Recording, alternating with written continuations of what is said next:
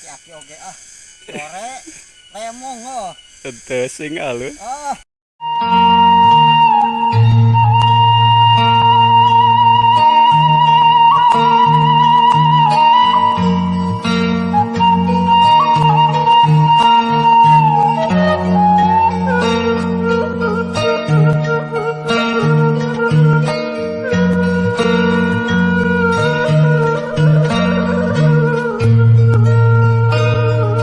Assalamualaikum warahmatullahi wabarakatuh. Pemirsa sadaya wilujeng patepangdang uday sareng simkuring Mang Otong salamina. Simkuring baris medar carita Sunda dina judul carita Dedemit Gunung Wayang bagian anu ka-14.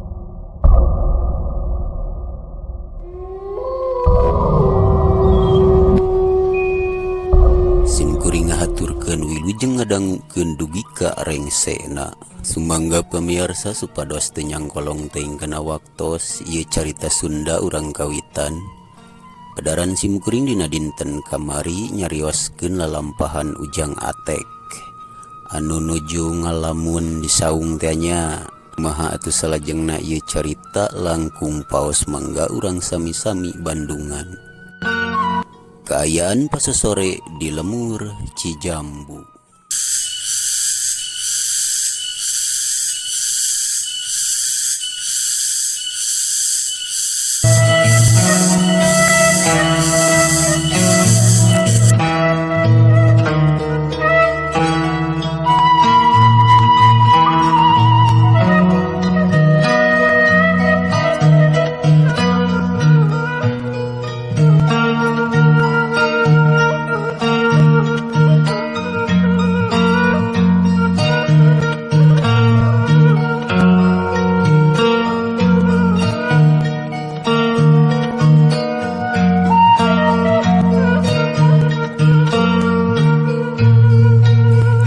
Keur keayaan kitu teu disangka-sangka harita teh aya nu datang si horeng anu datang teh Mang Habib. Itu juga si Atek. Keur naon budak teh ngalamun di saung, tapi kabeneran ya sampeurkeun ku urang ah. Ceuk Mang Habib harita sabari ku tuyap nyampeurkeun Ujang Atek. Keur naon maneh teh Tek? Aduh. Ngareurewas wae Mang Habib mah. Hari maneh ngahuleng we maneh pagawean teh kos lonok. Aya naon Tek? Ceuk Mang Habib harita sabari geek diuk digigireun Ujang Atek. Are Mang Habib tos di mana? Nyata urang teh tos di Gunung Wayang Tek euy. Tos di Gunung Wayang? Tos naon Mang Habib?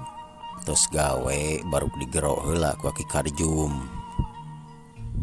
Nyata aya perlu cenah manehna teh urang kabeneran aya maneh di dieu.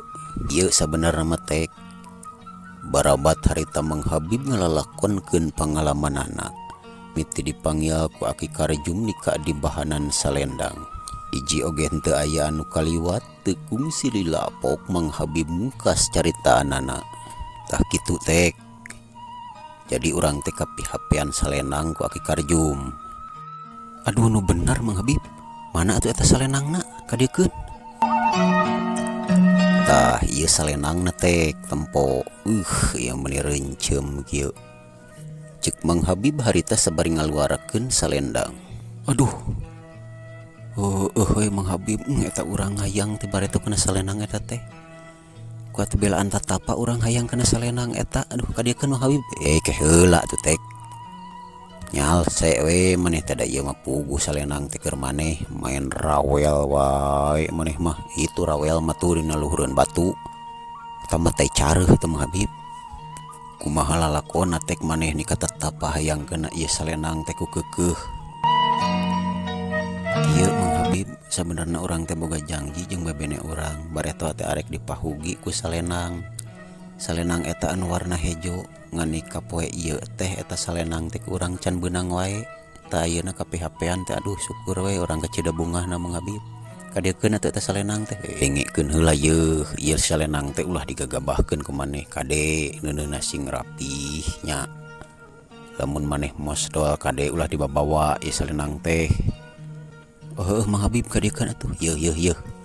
Cek Mang Habib harita sabari ngasongkeun salendang warna hejo ka ujang Atek. Gap ku ujang Atek ditarima. Nuhun Mang Habib. Nuhun pisan Mang Habib. Urang teu sia-sia boga sobat teh geuning ku bager. Can maot na mawa ka dikubur. Na ari maneh ngomong teh ka mana karep wae. Ayeuna mah salendang geus kapiboga teh ka maneh. Ayo aya nama urang balik lah rek naon ngahuhulang wae di dieu. Hayu atuh Mang Habib.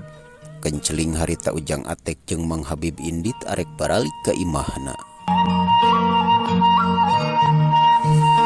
Kesugri palawargi. Kaayaan pasesore di lemur Cijambu. Hujan mimiti turun dibarengan ku gludug leutik. Pada jalma geus baralik tina pakasaban masing-masing.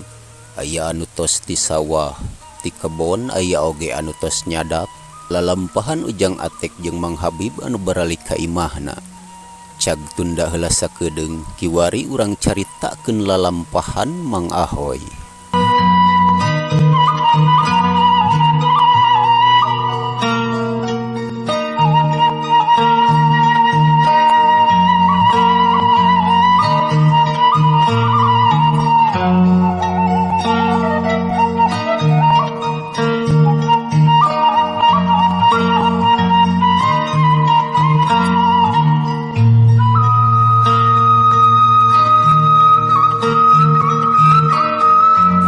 Mang Ahoy harita teh keur nyemah ka imahna Pak Uneng.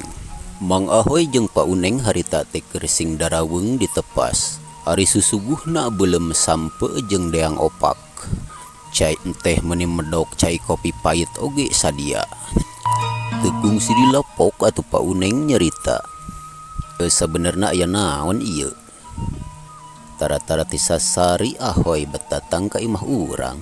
Kieu Pak Uneng. Uing teh ngadeungebeja nya tati si Rudi. Cenah Pak Uneng teh bade ngical doma cenah. Memang teu salah we. Urang arek ngajual doma nya teh keur butuh ieu. Anu mana Pak Uneng domana eta teh? Eta anu badot teh geuninganan. Cobi atuh uing ningali domana Pak Uneng. Hayu atuh likan hoy. Mang Ahoy jeung Pak Uneng harita teh singgoloyoh ke kandang domba. Tah anu ieu hoy. Pantes kieu ieu piaraan urang. Anu ieu Pak Uneng nya. Cobi ngareungeut hayang sabaraha artos eta teh Pak Uneng. Ieu mah mahal hoy. 1 juta wae bayar. Aduh teu wantun Pak Uneng 1 juta mah. Paling oge gopeun ieu mah Pak Uneng. Ari Ahoy. Ngalead ka urang atawa kumaha? Kiraku ieu domba sagede gunung Uhud kieu 500. Pak Uneng apan bebas ari nu nyawar mah.